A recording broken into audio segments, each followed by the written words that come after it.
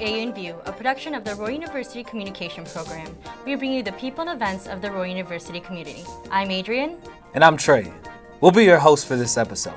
Today we will be talking to Lindsay Pickett, a member of LEAD and a participant in A Day Without Shoes, as well as talking with AU's women's lacrosse head coach, Lauren Rippey. We also have a special segment today, Beyond the CAF. But first, let's go over the latest news. This summer, AU will be converting a space in the Institute for Collaboration into an all-new student lounge. This lounge will be open for the 2014 fall semester and will include special food and beverage offerings, comfortable seating for studying, areas for group work, and new computer workstations and printers.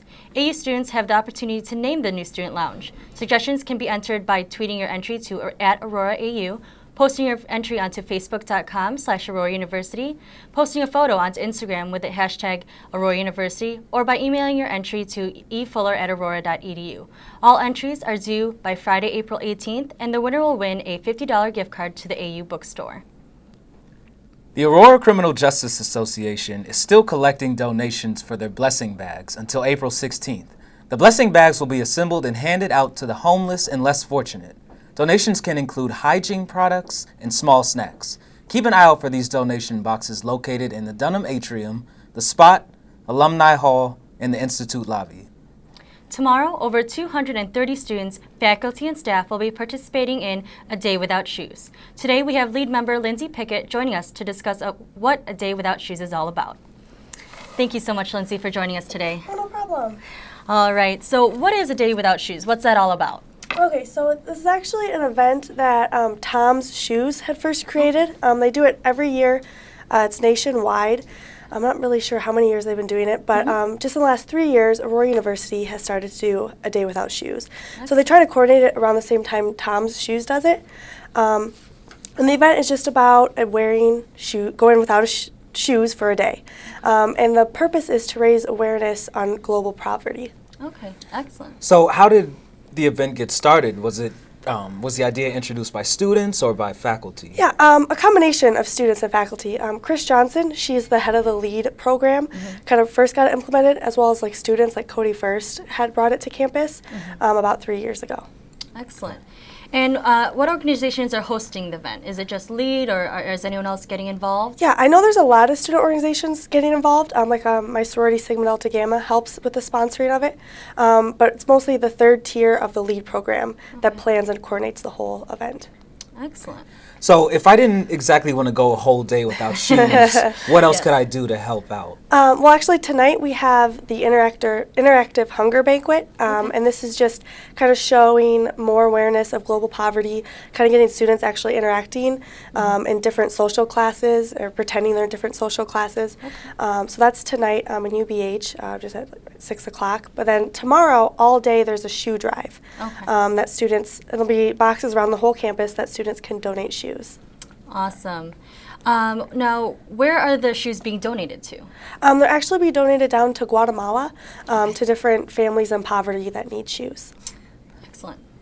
So is this your first time doing this event? It's not. This is actually my third time, so I've been doing it since it started 3 years ago. All right, awesome. And what do you think of the event? How has it gone over in the past, and what do you expect for this year? Yeah, so each year they kind of do things different. Like the interactive hunger banquet is, they've only been doing that the last 2 years. And I find it to be a really eye-opening experience. I mean, yeah, I only go one day kind of walking around campus without my shoes, but it's an interesting experience to be walking barefoot. Definitely. You know, on the cold ground or in bathrooms and things that put you in a very uncomfortable situation, but it also makes it more kind of inspiring to want to help those less fortunate than like myself. Definitely. Okay, so can you give us kind of some advice? Like, are we allowed to walk into our classrooms without shoes, to the cafeteria? Like, are there any places? You said bathrooms. Right. It's kind of free range with like the classroom or your bathroom or your dorm room or wherever. In like the food service areas, like the cafeteria, or in the spot, you do have to put shoes on. That's for like health reasons. Of course. So they do have you put shoes on in those areas. All right. Well, excellent, Lindsay. Thank you so much for joining us today. No problem. And we're excited to go shoeless, I guess, in a few days, huh? All right. Yeah, thank you guys. All right. Thank you. So thanks so much for coming on to our show, Lindsay. Hopefully the weather improves a bit for all of you participating tomorrow. Now on to our news segment here on AU in View called Beyond the Calf. We'll turn it over to Brooke and Pietro. Thanks, Trey and Adrian. Today on Beyond the Calf, we're going to be making a delectable, delicious dessert that you can make anywhere in your dorm room. So I'm Pietro. And I'm Brooke, and today we are going to make peanut butter fluff cookies. Ooh. So basically all you really have is almond bark, and then peanut butter, marshmallow fluff, and then you need Ritz crackers, a piece of wax paper, and then sprinkles if you want them. You're also going to need a microwave to complete this. So we've already pre-melted the almond bark just so you guys don't have to wait for us. It should be a good like liquidy consistency. Each little square takes about a minute to melt. If it doesn't melt in a minute, then you're going to need to do 15-second intervals after that. Okay. So next, you're going to stir the peanut butter and the marshmallow fluff together so it's equal parts peanut butter and fluff. So Okay. Do you want me to? Yeah. You do the peanut butter, I'll do the fluff? Okay. Okay. So we're just both going to take like a heaping spoonful of each Okay. and put it into one thing. It sounds like it could be like a band name. You got the peanut butter, I got the fluff. Yeah. Yeah.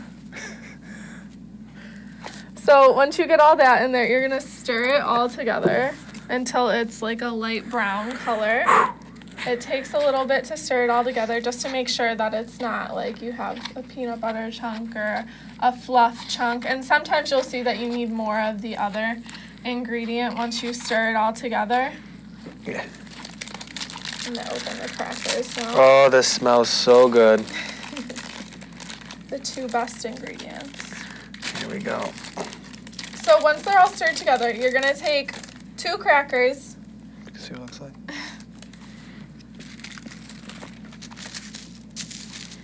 You're going to take 2 of the crackers, and you're basically just going to put some of it in between the crackers. So, You want to sandwich it right on top of there? yep. There you go. Now let's say somebody wanted to use maybe a different flavored chocolate. Could they use regular milk chocolate or like dark chocolate? Yeah, they could. Almond bark is just a lot easier to melt. Usually with chocolate, if you melt it in a microwave, it'll burn very easily. With almond bark, it's very easy to melt in the microwave. So after you have the cookie and the stuff in the middle, you're just going to drop it in to the almond bark. No, it's going swimming. Yep, and then you cover it. Spread this out. Thanks. Oh wow, this I might like be to one of my use- favorite things we've made so far. I like to use a fork because you can tap off the excess just so you don't have a bunch of almond bark on there. Once you think that it's like a good amount tapped off, you put it on the wax paper because it won't stick to the wax paper. So once it dries, it'll be able to come off really easily. So it's really not a messy thing to make unless you're a messy person. You get almond bark everywhere. How long does it normally take for it to dry, would you say? Probably around 5 minutes. 5 minutes? So I gotta stare at this thing for 5 minutes before Yeah, I can but eat it? usually you're making a bunch of them. So, I mean, once you get That's through true. all of them, there's like a couple that are already finished and dry. While it's still wet, if you want sprinkles, you can just add sprinkles so they actually stick. And then that's it. You're pretty much done after that. I made a bunch of them. So that's the finished product. I mean, you can take them anywhere. They're really good. You want to try it? I'm gonna get my own. We can have it together. You wanna tap cookies? Yeah, quick. There you go.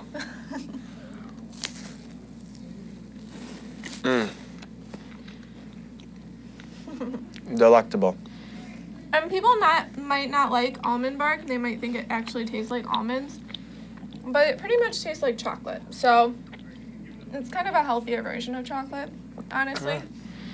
If you're allergic to nuts, though, not a good idea to make this because of the peanut butter and the almond bark.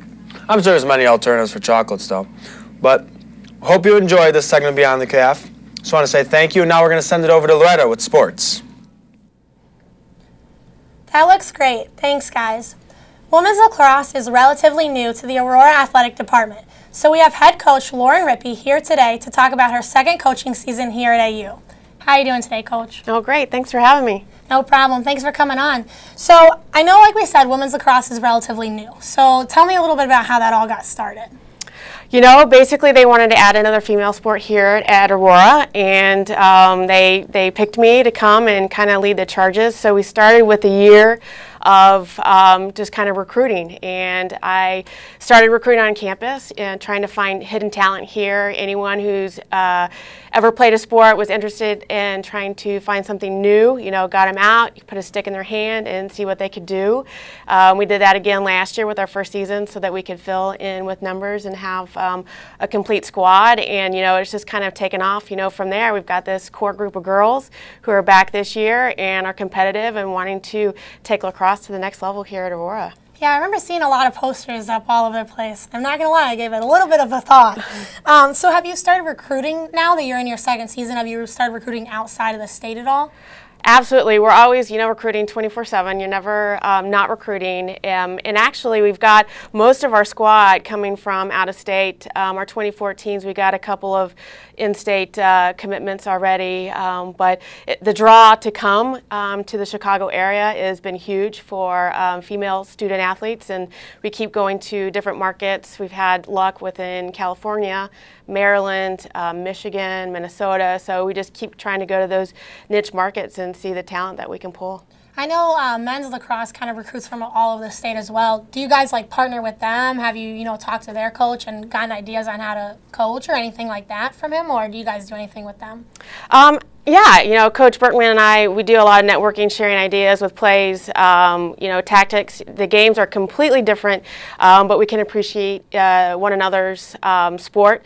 As far as recruiting models are a little bit different, from the men and the women. They have a lot of pool and talent that they can pull from Illinois. Ours is still developing in the Midwest, so we kind of have to go to different niche markets to pull a lot of the student athletes in. Yeah, so where does the love of coaching come from? Did you used to play lacrosse, or?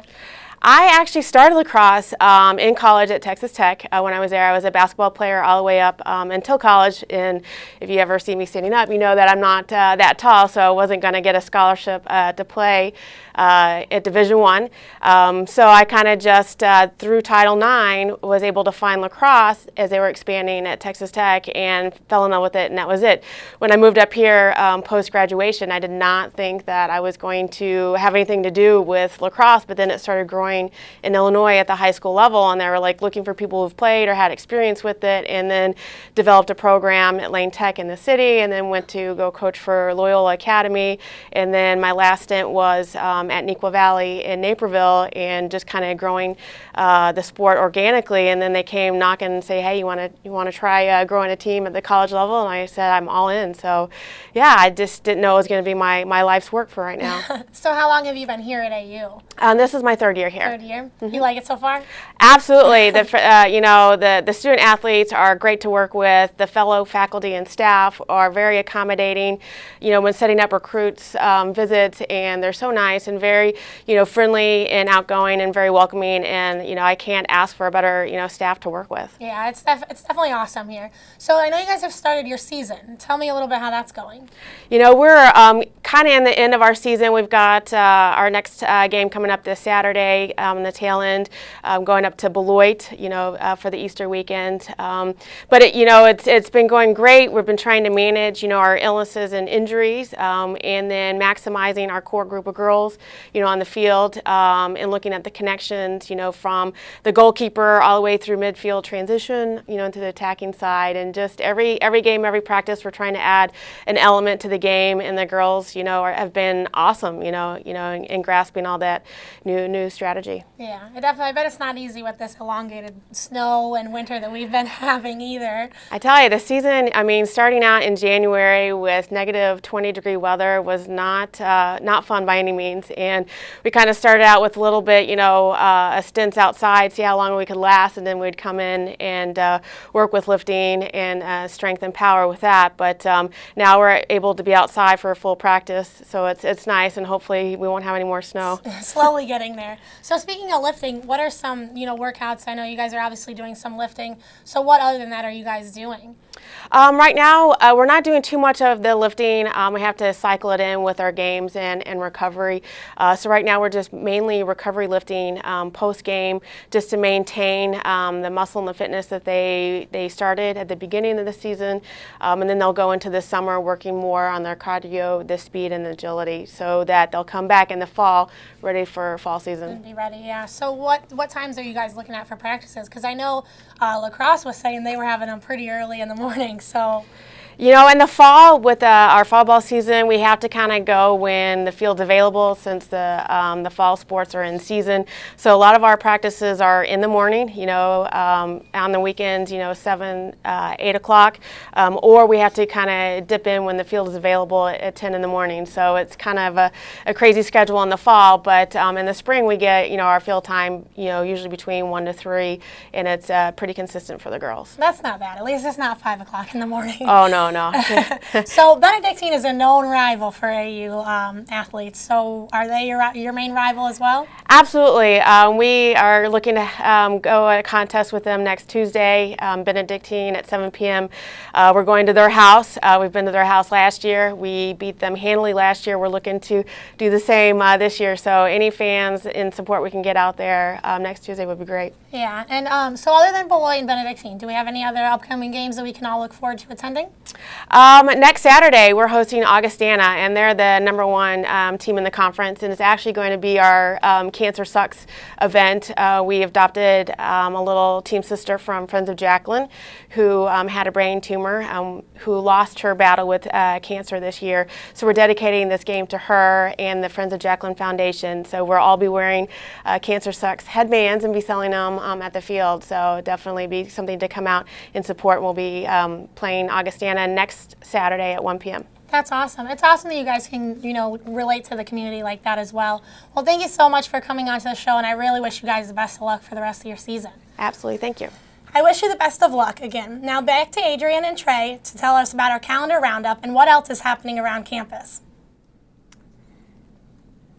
Thanks, Loretta. Good luck to the women's lacrosse team on the rest of their season. Now, before we go, we're going to give you a rundown of all the exciting things coming up here at AU.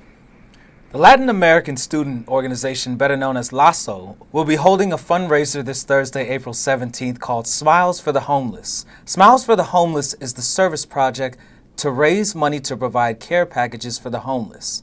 LASO members will be sharing smiles for $1, $3, or $5, so stop by the Dunham Atrium from 11:30 a.m. until 1 o'clock p.m. There will be a presentation by Dr. Mark Soderstrom this Thursday, April 17th in Crimi Auditorium called Borderland, Making Sense of Ukraine. Within recent months, events in Ukraine and Russia have captured the world's attention, and it has been more than 2 decades that Americans have shown interest in what is happening in Eastern Europe. Dr. Soderstrom, a historian of Russia and the Soviet Union, will provide an overview on this interesting topic. All are welcome, as the event will take place at 2 p.m. Some sporting events to look out for are men's lacrosse playing at home on the 16th and the 19th, while women's lacrosse is away on the 19th. Baseball has a doubleheader against Benedictine on the 16th, and men's tennis will play on the 19th. There will be no classes this Friday, April 18th, due to it being Easter break, so enjoy your day off, Spartans. That's right. And you know what? That's all the time we have. Thanks so much for joining us for AU in View, and we'll see you next time.